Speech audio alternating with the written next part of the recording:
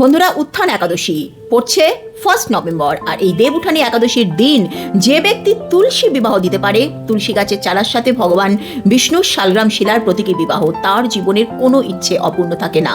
এই দিন তুলসী গাছে তোমরা বিন্দি দিতে পারো, চুড়ি পরাতে পারো এবং অবশ্যই মা তুলসীকে লাল ওড়না অর্পণ করবেই। আর যদি তুলসী বিবাহ দিতে না পারো, তাহলে একটা লাল কাপড়ের মধ্যে 11টা তুলসী পাতা, একটু অক্ষত চাল, একটা হলুদ, একটা সুপারি এবং একটা 1 টাকার কয়েন, এইগুলোকে মিশিয়ে একটা পুটলি করবে, লাল মৌলি সুতো দিয়ে বেঁধে ওং ভগবতে বাসুদেবায় নমঃ বলে ভগবান বিষ্ণুর পায়ে দেবে। তারপর পুজো হয়ে গেলে সেটা তুলে দেব উঠুনি একাদশীর দিন তোমাদের যেখানে টাকা পয়সা রাখো সেখানে রেখে দেবে। 100% বলছি, তোমাদের টাকা পয়সা দরিদ্রতা সারা জীবনের জন্য কমে যাবে, কারণ এটাতে লক্ষ্মী নারায়ণ যোগ তৈরি হয়। তুলসী মাকে এই দিন মেকআপের জিনিস, বিন্দি, চুড়ি, টিপ, আলতা, সিঁদুর এইগুলো অর্পণ করবে, এটা অত্যন্ত পূর্ণ বলে মানা হয়। কিন্তু ভুলেও এই দিন কোনো আনাজ অর্পণ করো না।